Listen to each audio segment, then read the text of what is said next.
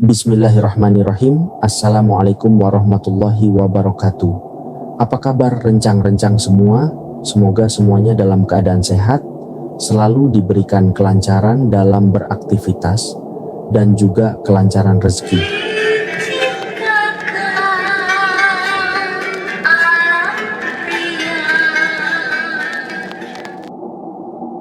Kembali lagi bersama saya. Kali ini saya akan menceritakan tentang seorang bidan muda yang bertugas di sebuah desa terpencil di daerah Sukabumi. Tanpa berlama-lama, jangan lupa pasang headphone masing-masing dan tetap waspada sekeliling Anda.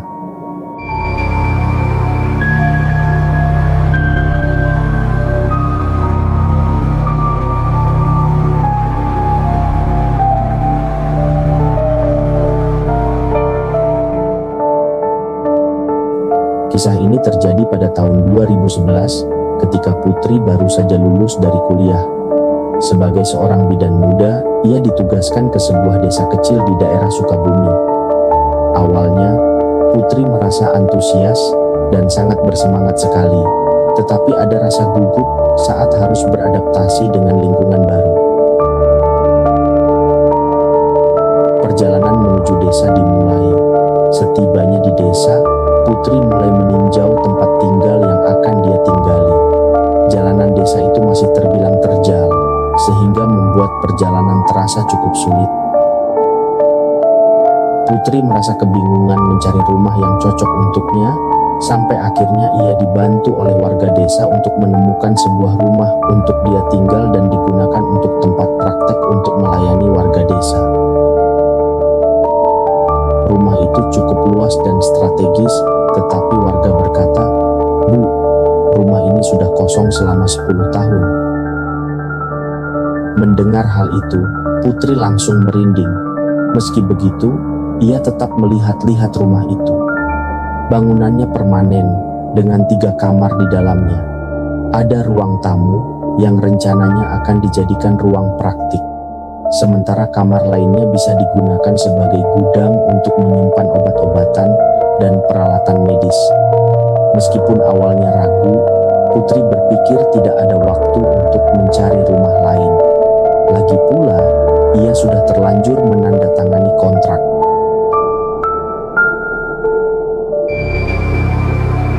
Setelah melihat-lihat seluruh ruangan rumah, Putri kembali keluar. Dan ada salah satu warga berkata dengan nada meyakinkan, "Sudah Bu, nanti kami temani." Putri hanya tersenyum kecil sambil mengangguk.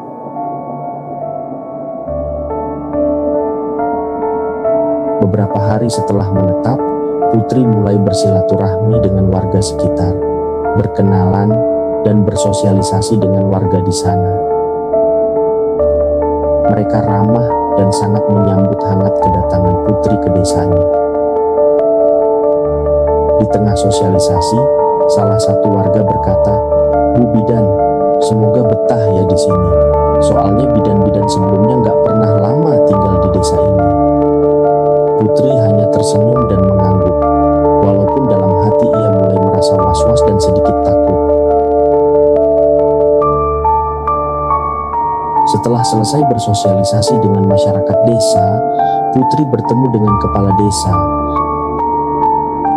Saat bertemu kepala desa, ia diberitahu hal yang sama. Kepala desa berkata, "Daripada ibu dengar cerita dari orang lain, lebih baik saya ceritakan langsung. Rumah itu memang sudah kosong selama 10 tahun. Awalnya Putri kaget mendengar cerita tersebut. Meski ia sudah tahu dari warga lain, tetap saja ada rasa takut yang muncul, terutama karena ia adalah pendatang yang belum paham kondisi di desa tersebut. Namun, Putri tetap meyakinkan kepala desa dan warga bahwa semuanya akan baik-baik saja. "Insya Allah aman Pak," ujar Putri dengan senyum tipis. Seminggu pertama, Putri tidak mengalami hal-hal aneh. Semuanya berjalan baik-baik saja dan tidak ada kejadian aneh apapun. Putri melayani warga dengan sangat semangat dan menyenangkan. Bagi Putri, selain menjadi sebuah pekerjaan, Profesi ini sangat dia cintai karena bisa membantu banyak orang yang membutuhkan. Namun, ketika memasuki minggu kedua, kejadian-kejadian ganjil mulai terjadi. Suatu hari, saat sedang melayani pasien di rumahnya, Putri merasa salah satu bukunya bergeser sendiri. Ia mencoba berpikir positif. Mungkin aku lupa naruh, katanya. Namun pada malam harinya, suasana rumah begitu sunyi. Tiba-tiba terdengar ketukan pelan di pintu. Ketukan itu semakin lama semakin keras, membuat Putri panik. Dengan ragu, ia memberanikan diri untuk membuka pintu dan jendela, tetapi tidak ada siapapun di luar. Ketakutan mulai merayap. Putri akhirnya menelepon salah satu kader desa untuk meminta ditemani. Beruntung, kader tersebut mau datang untuk menemani. Setelah ditemani, Putri merasa lebih tenang dan bisa tidur dengan nyenyak. Namun, sekitar pukul 3 pagi, terdengar suara seperti kerikil dilempar ke arah rumah. Putri mencoba menguatkan hati dan tetap bertahan di sana.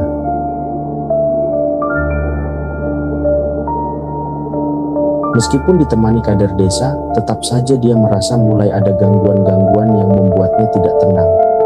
Tapi bagaimanapun, Putri tetap berpikir positif dan harus menjalani tugasnya dengan sebaik mungkin. Sebulan kemudian, Putri mendapat panggilan darurat untuk membantu persalinan. Ia diantar oleh 2 warga menggunakan sepeda motor. Saat perjalanan melewati hutan yang gelap, lampu motor yang dinaiki Putri tiba-tiba mati. Tak lama kemudian, angin kencang berhembus, membuat obor yang dibawa salah satu warga tampak berkedip. "Pak, ngapain tiup obornya?" tanya Putri. Namun bapak itu kaget dan menjawab, "Saya nggak tiup, Bu." Situasi semakin aneh, sehingga mereka memutuskan berjalan kaki menuju rumah pasien. Di tengah perjalanan, Putri melihat sosok tinggi dengan rambut panjang berdiri di kejauhan. Sosok itu memakai baju putih, tetapi wajahnya tidak terlihat jelas. Ketika Putri mencoba mendekat, sosok itu justru menjauh.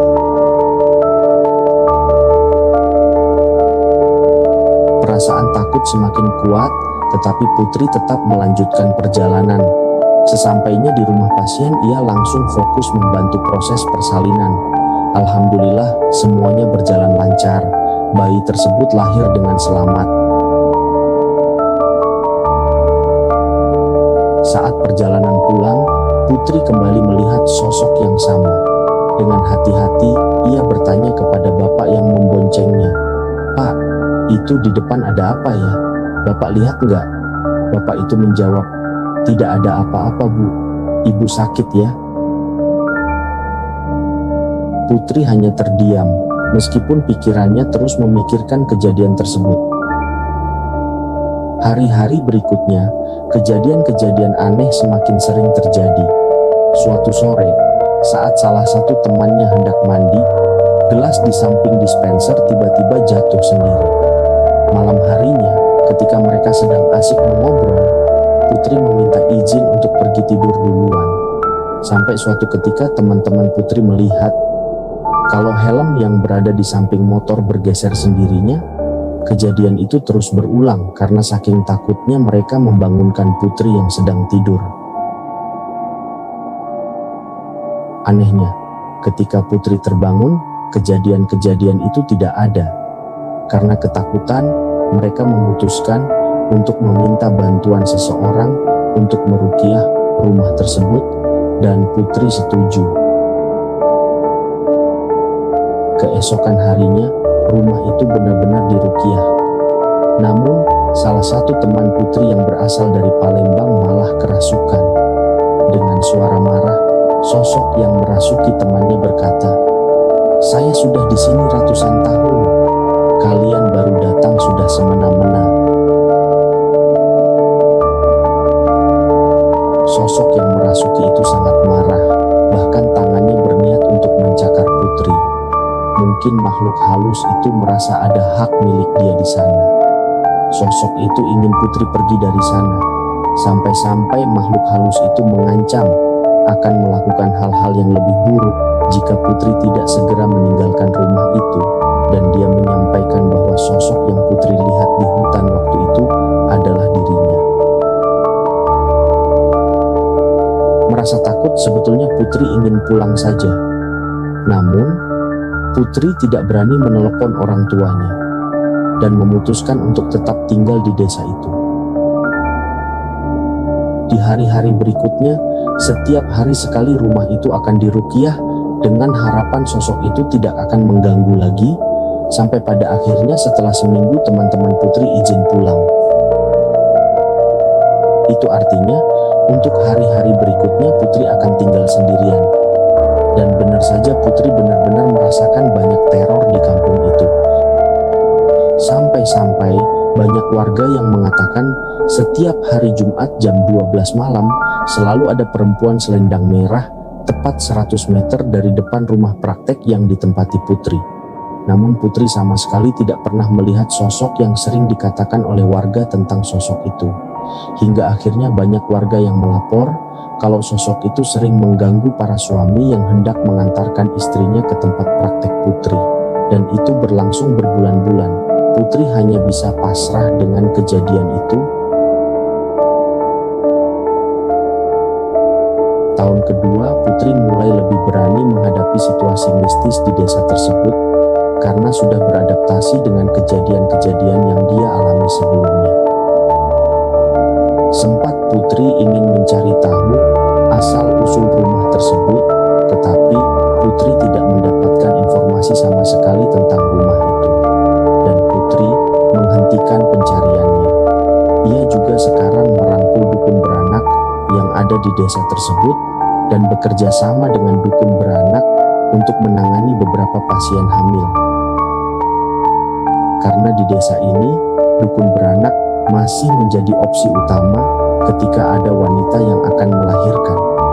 Dari situlah Putri mengetahui ritual-ritual yang dilakukan oleh dukun beranak ketika membantu wanita yang akan melahirkan. Namun, suatu malam Putri diajak pergi ke rumah pasien oleh si emak dukun beranak. Kebetulan itu adalah pasien yang ditangani oleh Putri pada waktu itu. Sampai di sana Putri memperhatikan emak atau dukun beranak yang sedang memijat perut ibu hamil itu. Putri masih memperhatikan si emak yang sedang menangani ibu hamil tersebut. Ketika sudah berakhir, si emak mengeluarkan sebuah benda yang bentuknya seperti besi. Benda itu dibacakan mantra, lalu ditempelkan ke perut ibu hamil. Setelah itu benda itu ditempelkan ke ubun-ubun emak. Melihat hal tersebut, Putri penasaran dan menanyakan ke emak tentang benda itu dengan rasa penasaran. Dengarin Neng, kalau medis itu kan baru, nah ini proses kelahiran cepat, kata si emak. Putri hanya mengangguk saja saat itu. Setelah itu pasien itu juga sering kontrol ke tempat praktek Putri, tetapi makin lama mendekati hari kelahiran perempuan itu semakin aneh. Pada suatu hari dia datang ke rumah praktek Putri. Ibu itu menatap Putri dengan penuh amarah. Putri merasa kalau ia tidak memiliki salah kepada ibu tersebut. Mungkin ibunya ada masalah, kata Putri dalam hati. Putri lalu mengedukasi ke suaminya. Beberapa minggu kemudian dia kembali lagi ke rumah Putri. Halo ibu, bagaimana kabarnya? Baik-baik saja kan? Sapa Putri. Namun ibu itu masih saja cuek dan jutek. Sampai tibalah di hari kelahiran. Sekitar jam 12 malam, Putri menerima telepon dari keluarganya. Bu, bidan si ibu sudah mulai merasakan mules-mules. Putri antusias. Ya sudah, saya ke sana sekarang ya, jawab Putri. Putri lalu diantarkan ke rumah pasien tersebut karena posisinya malam hari. Ketika sampai di sana sudah ada emak-emak yang waktu itu ditemuinya. Emak sudah siap dengan segala peralatannya, bahkan ada air dan kemenyan. Putri lalu memeriksa tensinya. Cukup mengejutkan karena tensinya sangat tinggi. "Neng itu bawa alat apa? Sudah pakai punya emak aja," kata si emak. Putri membantah si emak, "Tapi ini tekanan darahnya tinggi, Mak." Si emak membantah, "Neng dengerin, emak sudah bantuin pasien di sini ratusan kali dan mereka selamat," kata si emak. Perdebatan belum usai, Putri memilih untuk membawakan teh manis hangat untuk si ibu hamil. Ternyata si ibu hamil itu menolak tawaran Putri, malah ibu hamil itu meminta kopi hitam panas. Putri mengiyakan permintaan ibu hamil tersebut. Alhasil air kopi panas itu langsung diteguk begitu saja. Bahkan ibu hamil itu memintanya berkali-kali. Selanjutnya Putri mengusulkan ke si emak supaya ibu hamil tersebut dibawa saja ke rumah sakit. Tapi si emak tetap tidak mau. Setelah banyak perdebatan, akhirnya si emak sepakat dengan Putri untuk membawa ibu hamil itu ke rumah sakit. Karena untuk keselamatan si ibu dan keselamatan emak juga, mereka lalu mencari mobil. Pada akhirnya dapatlah mobil bak terbuka. Putri langsung memberikan infus ke pasien sampai akhirnya mereka berangkat ke rumah sakit. Ketika di mobil, ibu itu kembali marah. Kondisi ibu itu semakin parah dan dia berkata kepada Putri, "Ngapain kamu nolongin? Itu punya saya," kata si ibu hamil dengan nada mengancam. Putri tak berpikir macam-macam. Akhirnya Putri meminta ke suami ibu itu agar membantu dibacakan doa. Sesampainya di rumah sakit, si ibu hamil tersebut langsung bangun bahkan loncat dari mobil pickup yang membawanya. Ibu hamil itu memukul perutnya sendiri. "Kalian kenapa menolong anak ini? Anak ini punya saya." Ibu itu seakan tidak mau kalau anaknya lahir dengan selamat. Pada akhirnya, si ibu hamil itu dipaksa duduk di kursi roda, lalu dibawa ke ruangan bersalin. Namun ibu hamil itu kembali marah-marah, bahkan sampai mengacak-acak semua peralatan yang ada di sana. "Jangan ada yang menolong bayi ini. Ini punya saya, mau saya bawa." Putri kewalahan ketika proses persalinan ibu hamil itu. Beruntung saja dokter memaklumi. Sampai akhirnya anaknya lahir dengan selamat. Namun si ibu hamil itu masih marah-marah. Akhirnya si emak dukun beranak masuk ke dalam ruangan persalinan. "Gimana Neng sudah lahir? Perempuan atau laki-laki?" Dan Putri menjawab, "Perempuan Makku." Emak menatap ibu hamil itu, lalu kembali mengeluarkan benda pusaka yang sebelumnya. Benda itu ditempelkan ke kening si ibu hamil itu. Perlahan si ibu hamil itu lemas dan perlahan tersadar. Setelah tersadar, si ibu bertanya kepada Putri, "Bu bidan, saya di mana? Kok sepertinya saya di rumah sakit?" Putri terkejut. "Ibu di rumah sakit baru selesai melahirkan," jawab Putri. Namun si ibu terkejut. "Lah bukannya saya lagi di rumah, lagi diperiksa sama ibu bidan." Ibu itu lantas cerita kalau dia dibawa oleh sosok laki-laki telanjang dada, mulutnya bertaring. Sosok itu tinggi besar dan selalu mengajaknya untuk pergi. "Itu siapa ya Bu bidan?" tanya si ibu. Putri tentu langsung terkejut dan tidak tahu harus berkata apa. Putri hanya bisa terdiam, mencoba memahami semua kejadian aneh yang telah ia alami selama ini. Assalamualaikum warahmatullahi wabarakatuh.